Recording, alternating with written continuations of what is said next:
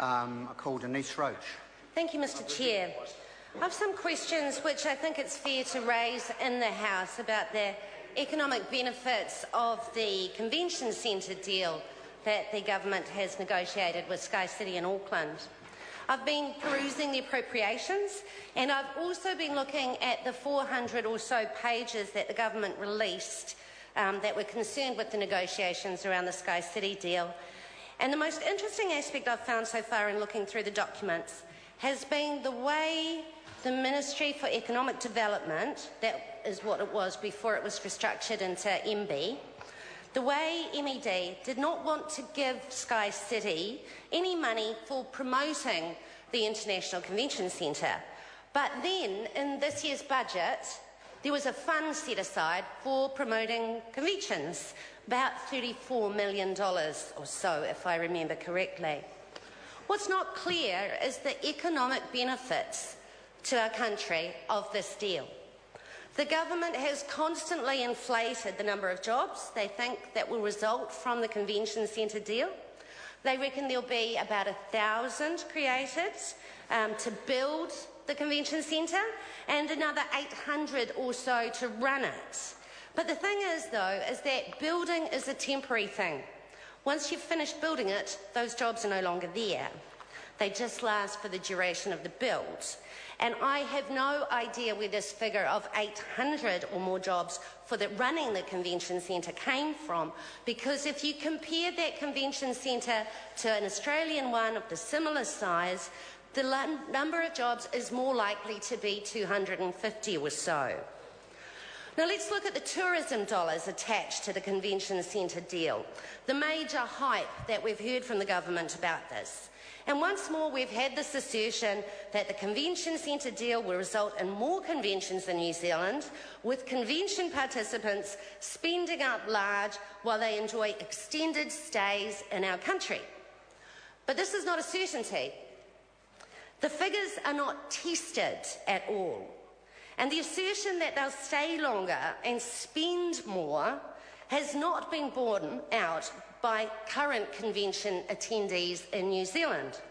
And what we can extrapolate from Australian figures is that it's unlikely the tourism dollar will be shared evenly. What the Australian Productivity Commission has shown is that every dollar that's spent in the casino is a dollar that's not spent on shopping, it's not spent on restaurants, it's not spent on bars, it's not spent on movies, it's not spent on other entertainment. The casino will be the main beneficiary of that spend. Sky City will have the monopoly on those tourism dollars. And Sky City is pretty voracious about seeking to make profits. And you just have to look at their request to have a city rail link straight to their premises so they can freight people straight there. You can just see it through their bending of the smoke-free laws that they already have done. You can see it for the special immigration visas they've requested for high rollers, overseas gamblers that had helped facilitate money laundering at the Sky City Casino. And we need to ask ourselves whether having a convention centre attached to a casino is a good bet, given that we already know that several international organisations, particularly those in the health field, are not happy to have their casinos, to have their conventions in a casino because of the problems with public health associated with casinos. We really do need to examine the economic benefits of this deal.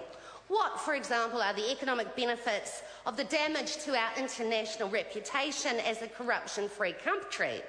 Transparency International have warned us about that with this deal, as have various experts, legal experts, who are concerned with democracy being eroded by the 35-year compensation deal that the government is striking with Sky City. We need to ask ourselves about the economic benefits to New Zealand with this deal when the price we will be paying is much higher than what we will get from Sky City. What are the economic benefits of tying the hands of future governments so they'll need to compensate Sky City if a government passes laws to reduce the profits of the casino? What are the economic benefits of the increase in crime? The Honourable Stephen Joyce. Well, Mr Chair, it's interesting standing in this House and talking economic development, and immediately you see the juxtaposition